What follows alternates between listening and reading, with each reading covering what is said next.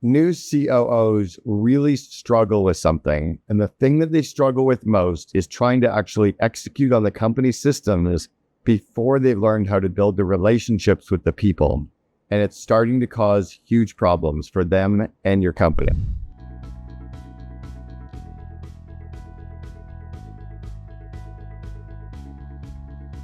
So what starts happening inside of your company is the COO is so keen to put the systems in place, to put the playbooks in place, to put the actual processes in place.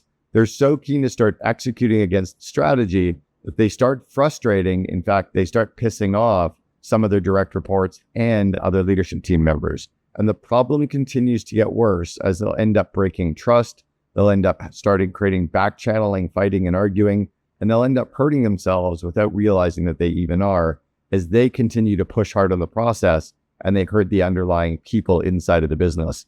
That underlying people hurt starts causing your company time, costing your company money, and really you're going to end up even losing some of those good people because the COO is not connected with the proper things. So let me walk you through why it's important and how to actually fix it.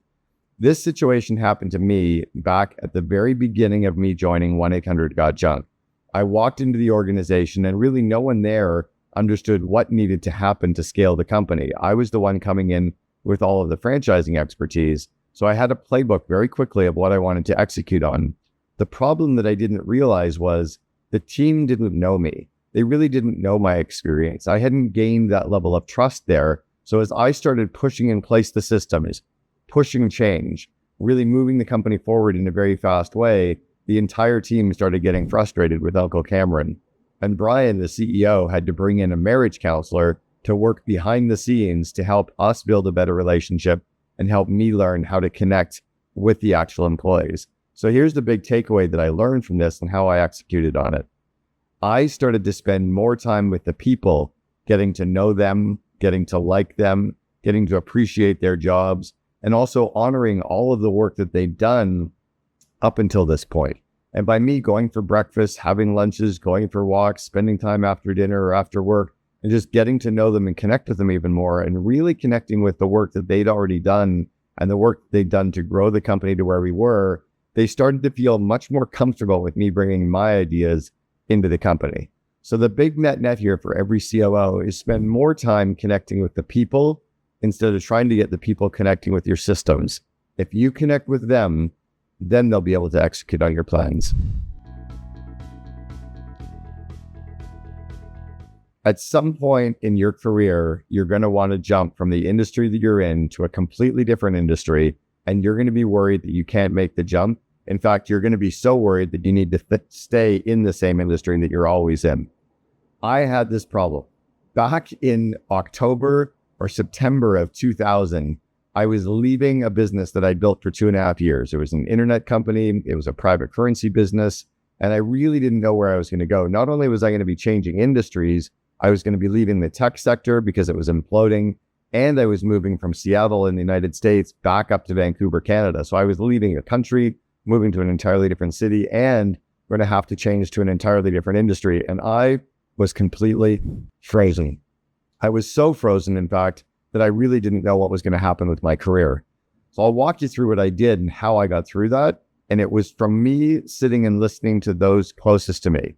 I pulled a group of my really close friends together, business people that I'd been in mastermind communities with, or that I'd helped over the years casually in growing their companies. And I sat down with 5 of them at my home and I walked them through my predicament. I don't know where to go. I don't know what to do, but I know I need to leave this industry and go into something else.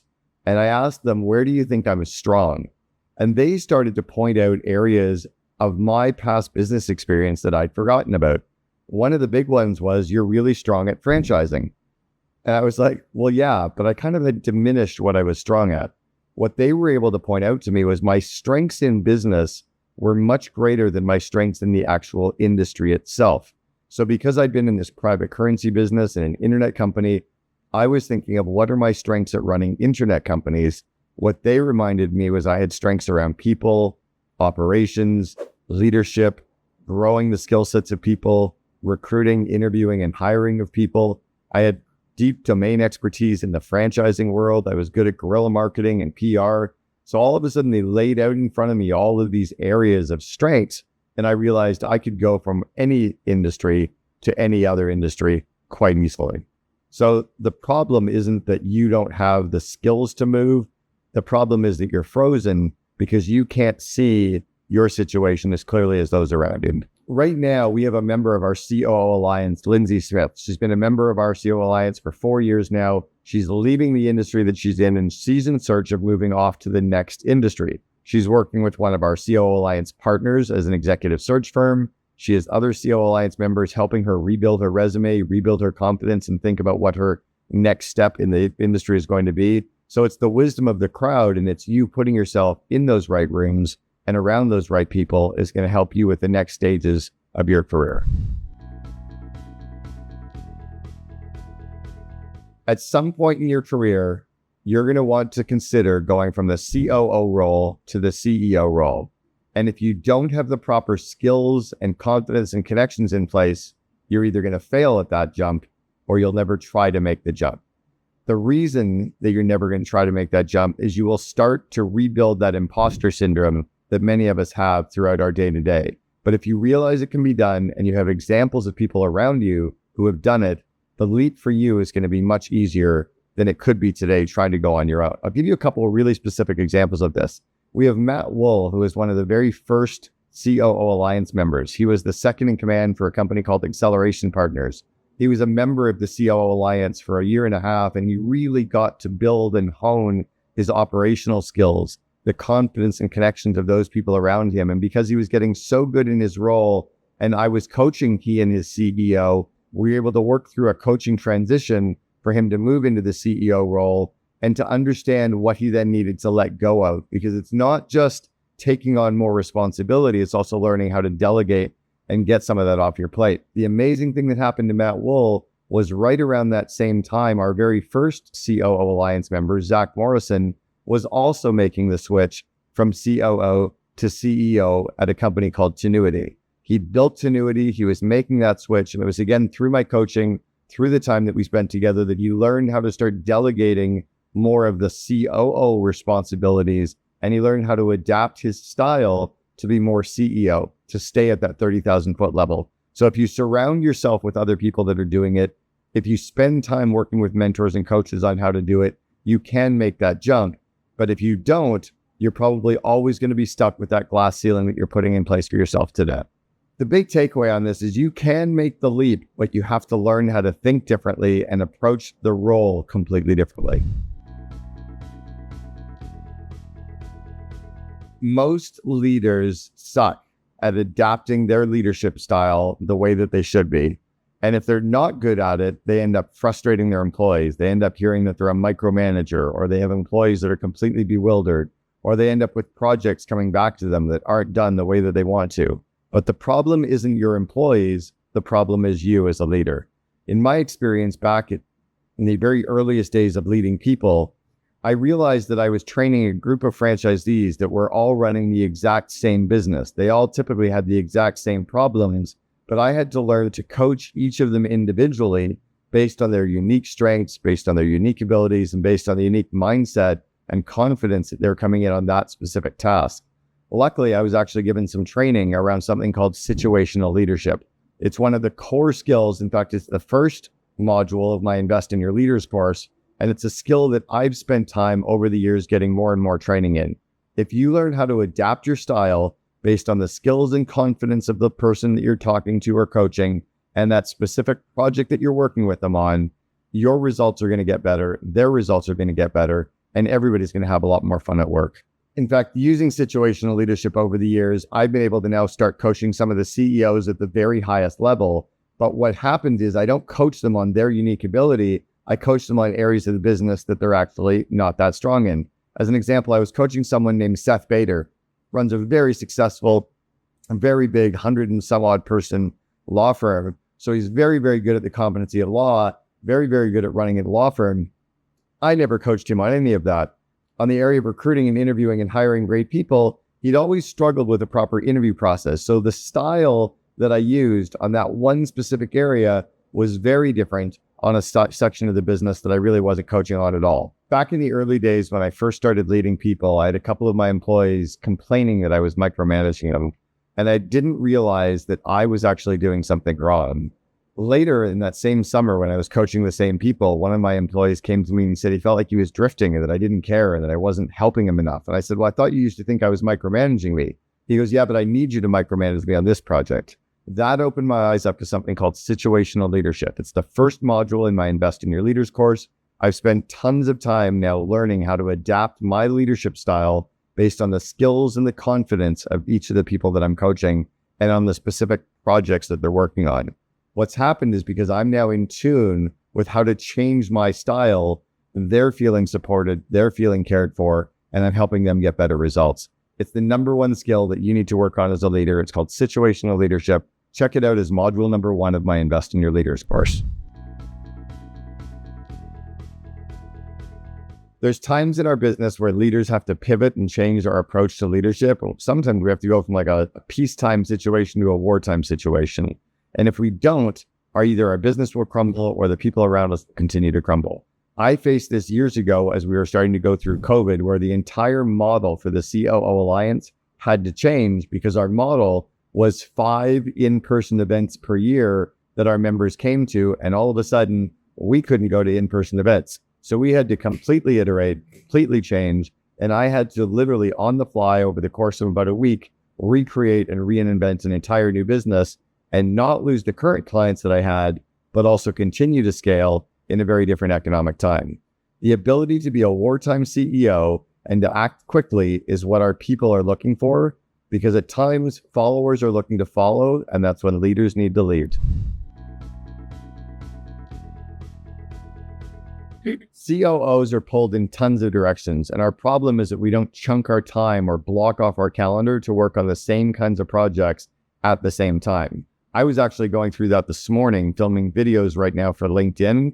And in my head, because for the last 4 days, I've been working on scripts and longer form videos for my YouTube channel, videos that were trying to get to the 8 to 20 minute mark. I was starting to record longer videos for LinkedIn. Yeah. The problem is that I didn't have a gap in my calendar or a natural chunk in my calendar to remind me to reset and to get into a different style of business. Almost like if you're going to go from doing press meetings to working on planning, or you're going to go from doing accounting work to sales and marketing. Very different mindsets, very different approaches. And you need different chunks in your calendar to be able to work on those same kinds of projects so that you stay in that particular flow. Not only do I feel that this is a common mistake, but I don't think that executives ever really think about how can I put all the same kind of work in the same kinds of parts in my calendar. In fact, my schedule today is all around doing videos and coaching CEOs, which is effectively the same kind of work, taking problems and helping people move those forward, taking questions and answering them live. But if I was to go from this into accounting and then go back into coaching, everything would get messed up. One of my recent learning experiences around coaching, and I've been coaching CEOs now for 34 years, one of my recent experiences was me being coached. It was me showing up at a group coaching program of Dan Martell's, and I've been in Dan's coaching program now for about 7 or 8 months. And I realized that even though I have deep domain expertise, I have deep expertise around business, I've built very large companies, the teacher can always become the student. And I can actually sit down with open ears and open eyes. Not only can I learn the content that Dan is teaching, but I can also watch Dan as a coach and as a leader, and I can take some of those ideas back into my business as well. So I again started to realize that as the student, I can actually leverage up the results that I'm getting and the benefits that I'm getting from each of those individual coaching sessions. You know, and an additional aha with this is that every single good athlete still has a coach. Every great coach still has to have a coach. Vulnerability is good in business until it's bad. Years ago, I decided that I was going to continue to get more and more vulnerable with my team, which was amazing. I showed them my weaknesses. I showed them the areas I was struggling. I showed them the areas of frustration that I had. And it was really good because they realized it was okay and safe for them to come to me with those problems too. And it was good until it wasn't. And the reason it wasn't was at one point I came to the team and started showing them the real fears that we at the leadership team had, how we were really struggling with profitability, how we were really worried about our model, And all of a sudden, I realized my team was frozen because they still needed to trust and believe in their leader. And I was creating a problem where they could no longer trust and believe in me or the leadership team because they just didn't think we had our together. And I realized that there was a time and a place with who I can be vulnerable with. And sometimes I need to keep some of those cards close to my chest. So be careful with going too vulnerable. But yes, you have to be vulnerable. In a way, it's kind of like parents, right? As children, we need to believe that our parents have got this. And if our parents all of a sudden say that they're scared and they don't know how to parent, they don't know how to cook it, they don't know how to grow us, it's like, well, then who's got me, right? There needs to be a little bit of belief that you still got this. So be cautious with how much vulnerability you have. But yes, there is a balance. And yes, you have to be vulnerable. If you're a CEO and you're too busy to take enough vacation time, like 5 or 6 weeks a year, and completely disconnect from your business, or you feel like you're completely overwhelmed and working on all the areas of the business and you're never going to get caught up, or you really don't have time to spend with growing the actual people that you have that report to you, it's time to get a second in command. It's really time to get that true VP of operations or COO into the company so that they can actually free you up to work in your area of unique ability. My big experience again on this one, I'm going to go back to a company called Tenuity, where I was coaching the CEO, Ben Kirshner, and Ben realized that he was very bogged down in the day-to-day and needed to elevate so that he could actually work on more strategic ideas like selling the company, taking the company to the next level, getting more top-tier Fortune 100 clients. But because he was so bogged down in the day-to-day, he didn't have that ability to. So what we started to do was coach and grow one of his direct reports, Zach Morrison, into that true COO role. And Tenuity ended up going from 40 employees to around 1,400 employees 15 years later. If Ben, the CEO, had not learned how to delegate more, how to remove himself from the day-to-day, and how to empower and hire someone truly to be in that COO role, his business might have grown, but it certainly wouldn't have gone from 40 employees to around 1,400 employees. The reason I love this story is because as an entrepreneur, we only start a company for one of 3 reasons: to give us cash, to give us free time, or to have that feeling of accomplishment. And often we get stuck. And the way that you can unstuck it is to have a second in command in place to help you make your dreams come true. COOs are fact finders, and they're always going to be asking the questions, looking for the data, pulling together reports, making sure that it's all perfectly figured out. And the reality is perfection is slowing them down and slowing the company down. COOs need to be a little bit more like their entrepreneurial counterpart, where they're making it up on the go. They're shooting from the hip. They're kind of going to build the plane as they're flying the plane. The problem is if you spend all of your time working on getting everything perfect, you're going to frustrate not only yourself, but the team, and you're going to slow down the actual operation. So in my experience, it's important for the COO to bullet point out the reports, to think about the critical few things, and to realize that really good is much better than perfect. Here's the number one rookie mistake that almost every COO makes when they start off in their job. They actually come into the company with lots of experience, with lots of skills, and they want to get going. And the CEO is so glad to have them that they want to get them going. And they end up making a couple of decisions too early that really hurt them. The decisions they make wrong are they fire people way too soon. They hire and bring people into the company way too soon. And they initiate some of the big, hairy, complicated projects way too soon. In the first month, they need to be spending more time just getting to know people, knowing the history, showing up at meetings, really getting to know the culture and the DNA of the individual and the organization before they make any of those critical business decisions. In fact, if they can slow down the firing, the hiring, and rolling out complex projects for at least 90 days and spend more time really connecting with people, they're going to avoid that number one big problem that so many COOs have. If someone is looking to actually become a chief operating officer for an organization, that you're going to be first time getting into that COO role, the biggest advice that I have for them is to grow their skills, their confidence, and their connections. As soon as possible, get yourself into something like the COO Alliance. Devour the content in a course like the online Invest in Your Leaders course.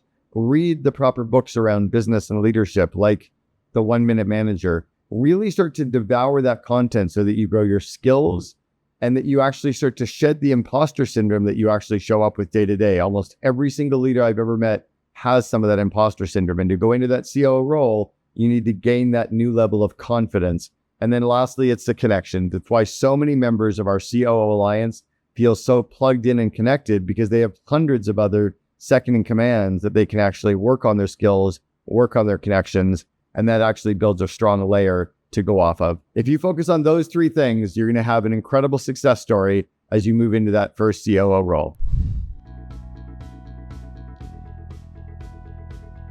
You know, there's a question that I really wish some people would ask me, and the question is, why does everybody ask you about 1-800-GOT-JUNK when you left the company 17 years ago? And here's my response. I don't think I tell them about all the other successes that I've had over the last 17 years because I try to keep them in my back pocket a little bit. I end up bragging about the success of my customers, and I don't talk about the role that I played in coaching people, in growing the COO Alliance and coaching those members, in talking about the success of people in my Invest in Your Leaders course. I've become a bad promoter at my work at having grown the success of my clients. So they tend to still talk about the one story where I last did that.